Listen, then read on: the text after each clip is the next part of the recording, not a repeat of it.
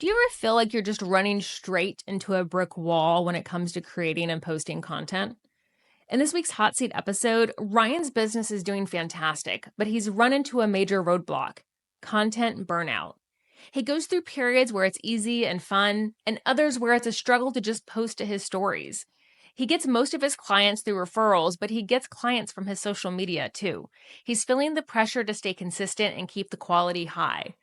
Jonathan shares with Ryan his not so secret sauce to creating consistent content, and more importantly, how to get his existing clients to post for him.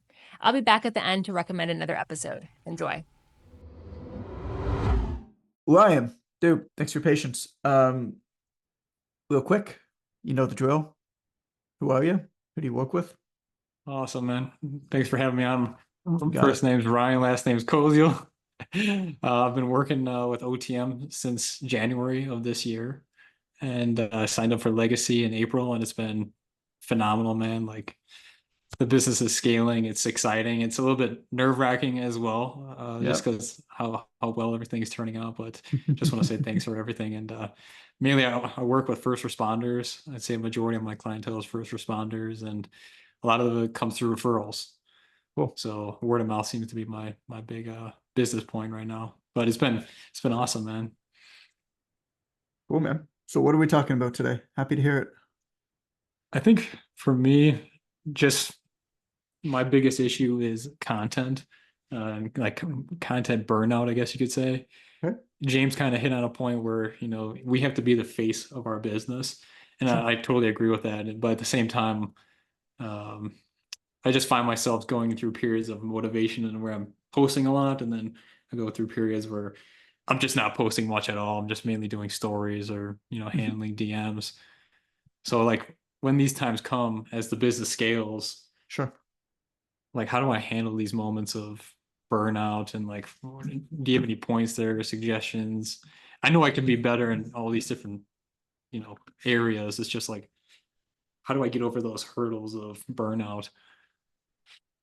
Well, I would take back a step because you told me that the business is going great and like your biggest worry is that it's like overwhelming because there's the people coming in and it's going well. And the majority of people are coming to you through word of mouth and through referrals. And then on the other hand, you're saying that content is stressing you out and burning you out. But is the content right now, even when you're active with it, doing it aggressively, is it leading to good results? Like, are you generating business from it now? I'm not saying that you won't ever, but are you now? Yeah, I am. The Sure. more people see me, the more top of mind for sure. Which is exciting. That's of course the reason why I keep doing it.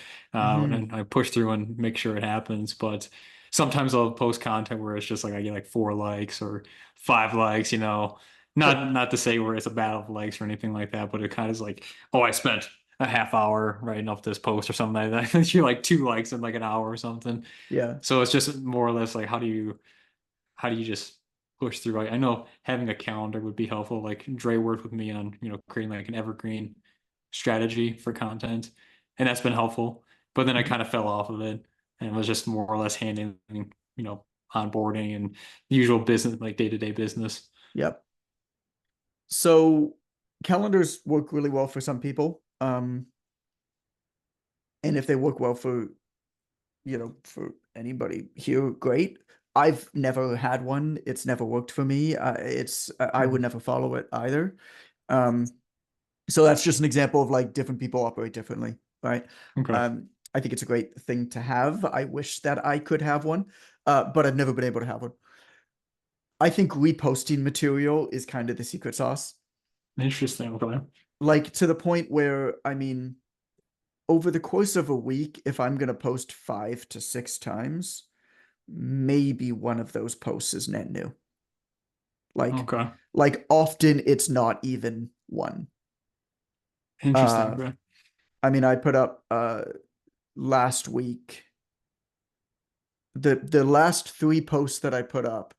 I've posted every single one of those posts within the last 2 months. Wow. So number one, uh, you don't have to reinvent yourself all the time. Mhm. If you're in, you know, number one, like take your winners and repost them often. I mean, the vast majority of the growth of my account is from the same 10 to 15 posts that have been posted 10 to 15 times each. Okay. like I'm not joking. And so I know which ones those are, and I make sure to post those every 2 months or so. Okay. And that accounts for the growth. Like I don't worry about other posts of mine in between those getting engagement or going viral, because I know that there are going to be these few that are going to call it attract new eyeballs every single time that I put out. So if you have those, yo man, put them to work. Okay. Yeah. There there's content that attracts eyeballs. Like there's content that attracts people, and then there's content that converts people.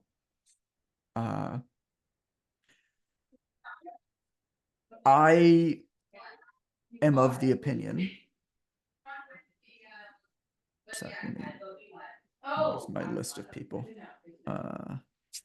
Oh, is that is you, Ryan? That Behind actually you. might be my fiance in the other room, actually Okay. chatting. Is it really loud? I can try and switch mics here. It's loud, but just mute yourself unless Sure. Yeah, I can you're mute talking. myself right now. Yeah, that's cool. For sure. The where was I getting at with that? The vast majority of the content that I think that, you know, it depends. If you want to like be an entertainer and be an influencer, it's a totally different conversation. You're going to be posting memes. You're going to be trying to get as many people following and liking as you can every single day. And you're hoping that many years from now, the page will be so big, the numbers will be so big that, you know, a lot of the stuff kind of becomes moot points. But for the vast majority of people out there, I think any of us that are using social media to actually build their business, you know, and on the back end, like build a brand, but actually using social media to build a business. Having in our back pocket a few posts every so often that lead to growth of the account, and then not worrying about the engagement on the most, actually creating stuff for the people who are there that is going to generate the value, get them to see you in the way that you become the expert for them, and also converts onlookers. Like if you're getting a lot of people talking about you and referring you, you're hearing from a small percentage of them. The other ones are going to your Instagram account and they're looking you up before they even talk to you. And they might be following, they might not be following your account. You creating something viral on your Instagram account is not going to convince that person to reach out to you. It's totally different type of content. And so that's why I say that I don't think that the content that you put on there to grow is a bad thing, but I don't think it should take up the majority of our time. I would actually spend more time trying to reverse engineer where these word of mouth referrals are coming from. Like, tell me about it. One of my clients, I'd say she's like a superstar client. She works for she's a police officer, and she's referred like half her department to me. Okay. So she's getting fantastic results, but she's very active on social media. So she's always sharing her progress on TikTok, on Instagram, on Facebook. She just happens to be like an influencer in her own right. Mm-hmm. And so she's been sending me a tremendous amount of people, which I've been incredibly grateful for. Like I've moved her referral rate. I usually send her like $50 for a referral.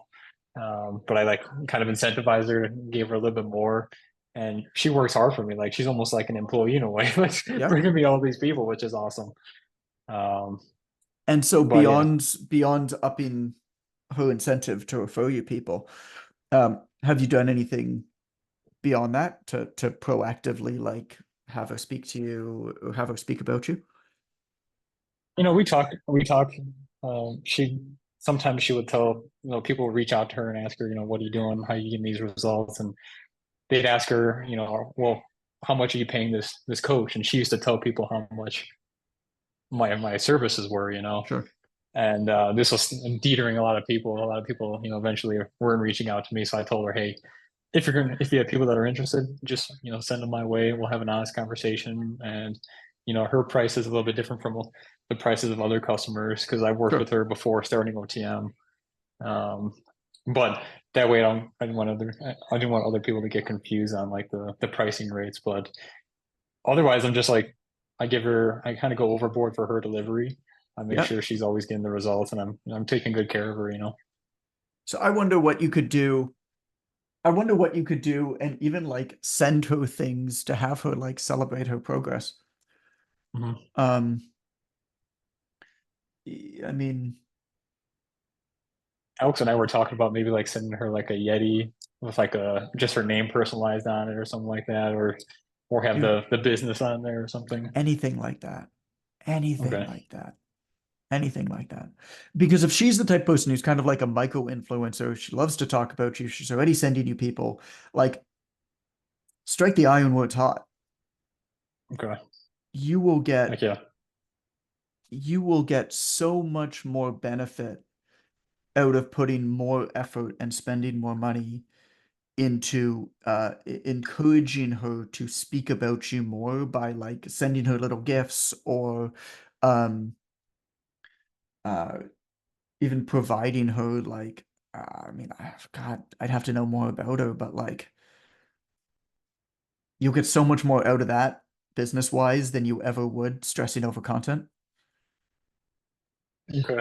Yeah, I like that. Taking more care of those or spreading the word. They're doing the good word of mouth. Yeah, and I mean, send this stuff to your other clients too. Like they don't need to Hmm. send you many people. Uh, Hmm. and you might be surprised at, some folks might not post about it or others, but everybody these days is not everybody. A lot of people these days are micro influencers in their world. And it wouldn't be very hard if you wanted to do just like a tiny little bit of sleuthing to figure out which of your clients are or are not. Like make a list of your clients that have active social media accounts, even if they're friends and family. I mean, send all of them gifts every 2 months, 3 months, Okay. right? I like that. Yeah. I mean, they might share that gift on social media, and somebody says, "Hey, who's your trainer? Who's your coach?" Yeah, it's like the law of reciprocation, right? It's not complicated. Hmm. I had It's not another question complicated. for you, or another burning point, I guess. Yeah, yeah, go for it. If you have time, I don't want to take out any time out of Shane's time Go here. for it. You're good. We'll Uh, kick it quick. so one of the main reasons why I joined OTM was to quit my contracting job. I do contract coaching for a major company, Legion Athletics, Mhm. and I've been working with them since the start of the pandemic, so like 2019, 2020. And this year, I've greatly reduced my workload. I'm probably like half or even less than that, the amount of clients I work with over there. Okay. And that was the goal. And Alex is helping me trying to get out of Legion, scaling me out, I guess you could say, or weaning me off. Okay. My question for you is like, how do I know when is the right time? Or do I just do it and kind of cut loose and put the chips in my corner? Right. So this is a question that I always look at as like a freedom number type equation type calculation. Um, there's never going to be a time where you're going to be like, yes, this is great, but there are ways to kind of quell your fear around it. And that's just to do a very, very quick calculation to make sure that you're making enough that like you're taken care of. And that's when you can step away, even if it's going to decrease your income in the moment. So easiest way to do this is just be like, okay, basic on a piece of paper, how much money do you need each month? Um, rent, food, any dependencies, money put away for taxes, if you have a savings rate, which, you know, X amount percent for savings. Whatever that number is, it could be a pretty superficial calculation, but it's better to estimate it high than estimate it low. Okay. So whatever that number is, and then you subtract any amount of money that you might be making like passively, if that exists. So I don't know if you've got other types of investments or something, if that exists. And then what that is that's your number, right? So if you're making that number now already from your own clients that are unrelated to this other organization, then in my mind now you can safely step away from that organization and focus on growing your own thing. If Okay. you're not yet, then the goal is to get to that point where you're making that number reliably, like not just once, like you're making that number like reliably for a few months and like probably going over it a bit to make sure that you feel safe that you will continue to make that number. And that's when you can step away and focus fully on your own thing. Okay. Okay. That's what Alex and I we set a goal for. I saw Mike's comment. Thanks for that comment, Mike. But we set a goal for December of this year Okay. to be out of there. So it's getting better, honestly. Like every month, I'm bringing in more from OTM from everything we're doing here. So I'm excited. I see it as a reality, and I'm excited, man. But at the same time, I'm just a little bit nervous. Leaving Always. an organization that I made a lot of good friends, good colleagues there, and a bunch of good clients. But it's just the next journey, the next step of the journey, right? There's an element of safety that's going to be removed, right?